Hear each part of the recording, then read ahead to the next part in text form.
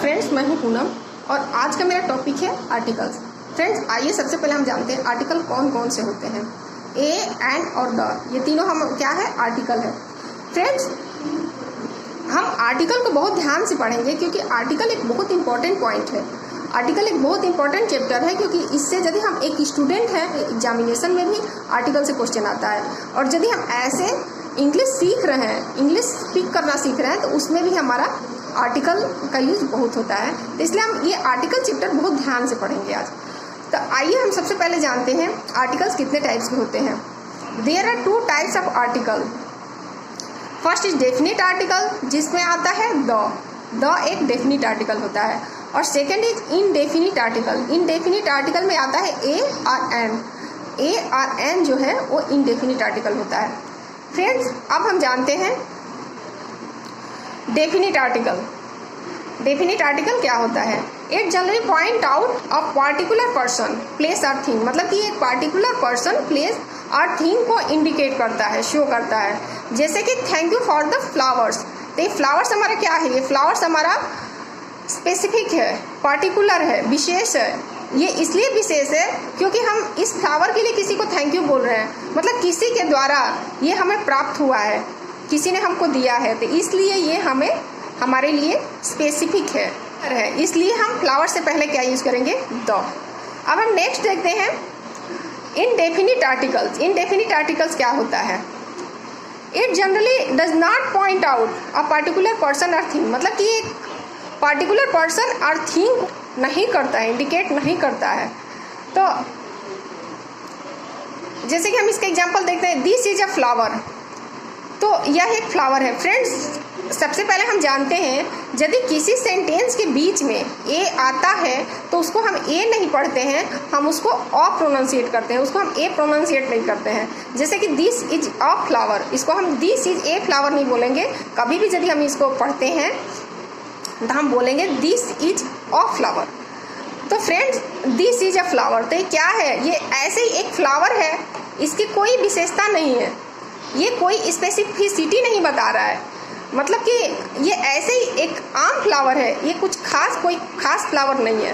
तो इसलिए इस फ्लावर के पहले हम इनडेफिनिट आर्टिकल यानी ए या एन में से यूज करेंगे।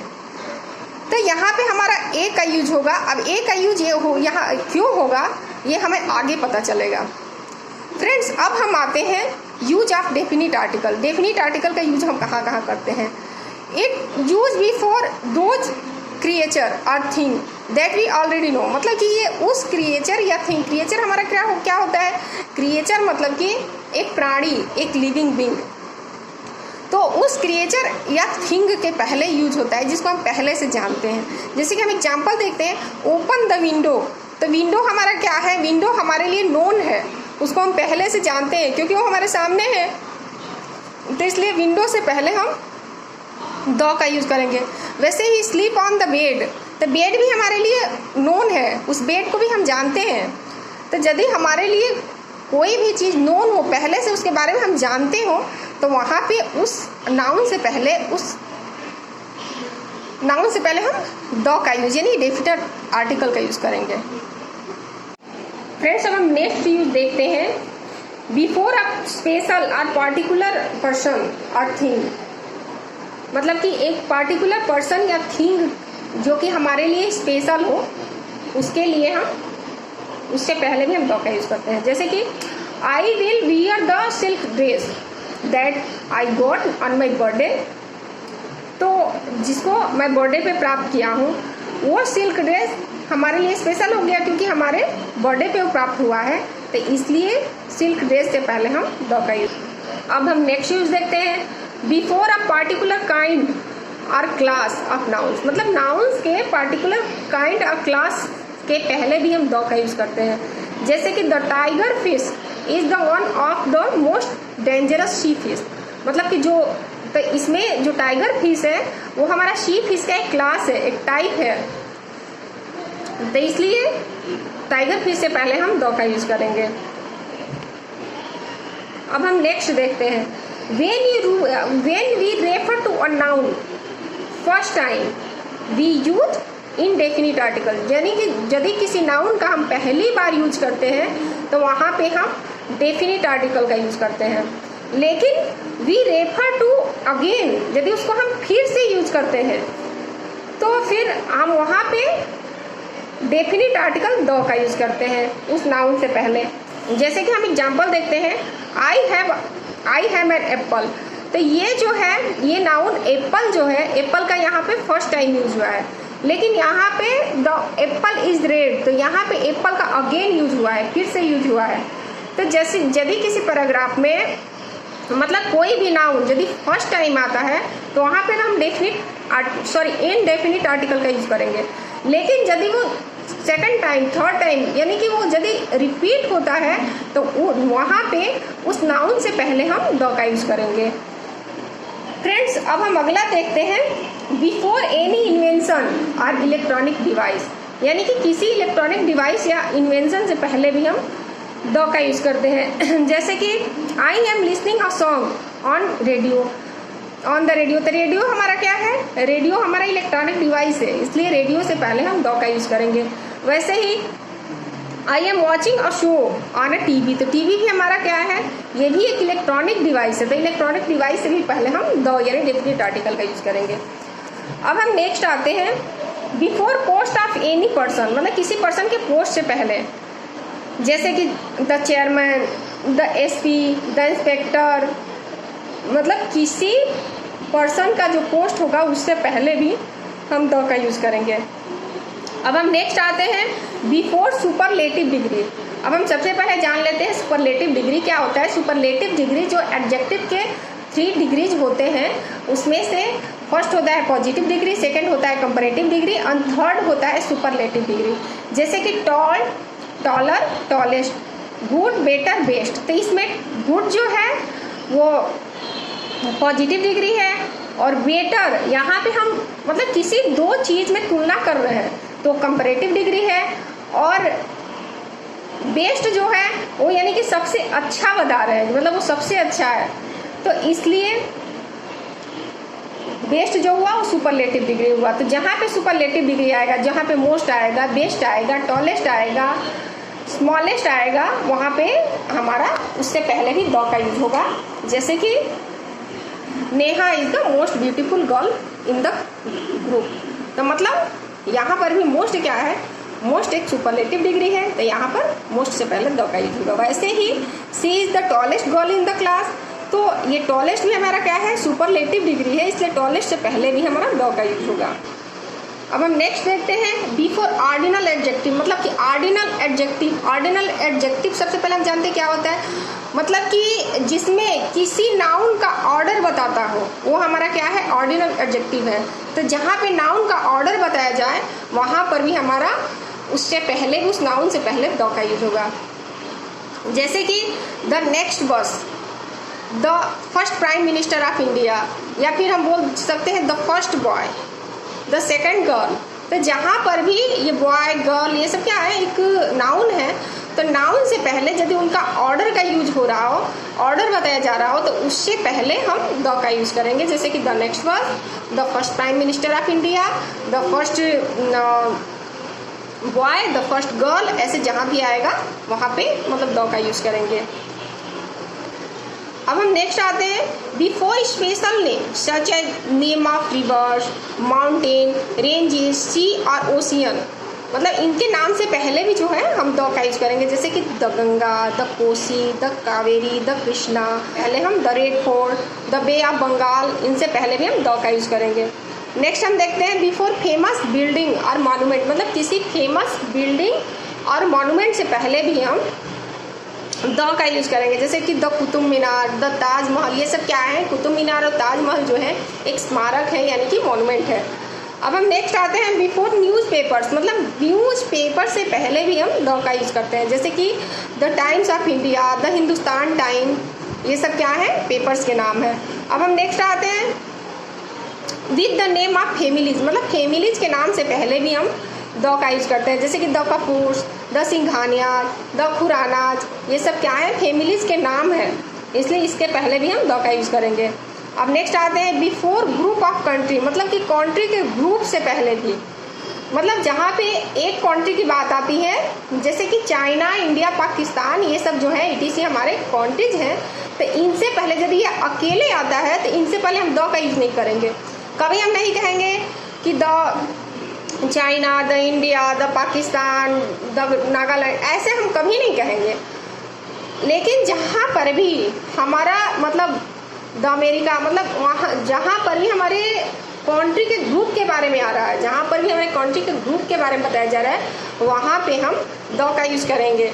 जैसे कि the United state, the United kingdom, ये सब क्या है, ये सब जो है कंट्री का ग्रुप बता रहा है, इसलिए यहाँ पे हम द का यूज़ करेंगे।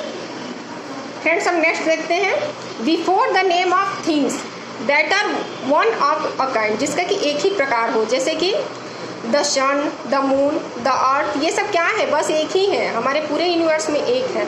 तो जो हमारे पूरे यूनिवर्स में एक हो उसके पहले भी हम हमेशा द का यूज़ करते हैं। फ्रेंड्स, हम अगला देखते हैं, before the whole and after the all, मतलब कि हमेशा होल से पहले और ऑल के बाद ही द का यूज़ होता है। जैसे कि हम एग्जाम्पल देखते हैं, all the best, the whole city, तो यहाँ पे क्या हो रहा है, ऑल के बाद द का यूज हो रहा है और होल से पहले द का यूज हो रहा है। वैसे ही देखें अगला, ऑल बुक्स आर हेयर, तो all the books are here में क्या है, ऑल के बाद द का यूज हो रहा है। वैसे ही I visited the whole world, तो यहाँ भी होल के पहले, यानी कि हमेशा होल के पहले और ऑल के बाद द का यूज होता है। फ्रेंड्स, अब हमने ये तो जान लिया कि द का यूज़ कहाँ कहाँ होता है। अब हमारे लिए ये भी जानना जरूरी है कि द का यूज़ कहाँ हम कभी नहीं करते हैं। कुछ ऐसे नाउन्स हैं जिसके पहले हम द का यूज़ कभी नहीं करते हैं, जैसे कि before the name of disease, मतलब कि एक डिजीज के नाम से पहले कभी हम द का यूज़ नहीं करते हैं। जैसे कि corona virus, diabetes, fever, headache, ये सब हमारे क्या है, एक disease, name of the disease है। तो डिजीज के नेम से पहले भी हम कभी भी द का यूज़ नहीं करते। जैसे हम कभी नहीं कहते हैं कि the corona virus, the diabetes, the fever, हम ऐसे कभी नहीं बोलते I have the fever, I have the fever नहीं बोलते, कभी बोलते हैं आई हैव फीवर। फीवर से पहले हम द का यूज़ नहीं करते। वैसे ही आई हैव हेडेक, कभी भी हमें बोलना होता है तो आई हैव हेडेक बोलते हैं, कभी ये नहीं बोलते हैं कि आई हैव द हेडेक। तो इसलिए कभी भी किसी डिजीज के नाम से पहले हम द का यूज़ नहीं करते हैं। नेक्स्ट हम देखते हैं, किसी भी before the name of language, मतलब किसी भी लैंग्वेज के नाम से पहले भी हम द का यूज़ नहीं करते हैं। जैसे कि the Hindi, the Tamil, the Telugu, the Malayalam, ऐसे हम कभी नहीं बोलते हैं। कभी भी हम बोलेंगे तो हिंदी, इंग्लिश, तेलुगु, मलयालम, जो भी ऐसे बोलेंगे, द उससे पहले हम द का यूज़ नहीं करते हैं।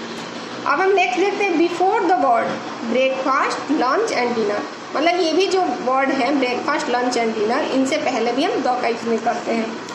अब नेक्स्ट हम देखते हैं, बिफोर द हॉस्पिटल, मतलब हॉस्पिटल से पहले भी कभी भी हम द का यूज़ नहीं करते हैं। ना ही गॉड से पहले करते हैं, ना ही स्कूल से पहले करते हैं। कभी हम ये नहीं कहते ओ माई गॉड, तो ओ माई द गॉड नहीं कहते, हम कहते हैं oh my God, oh my the God नहीं कहते।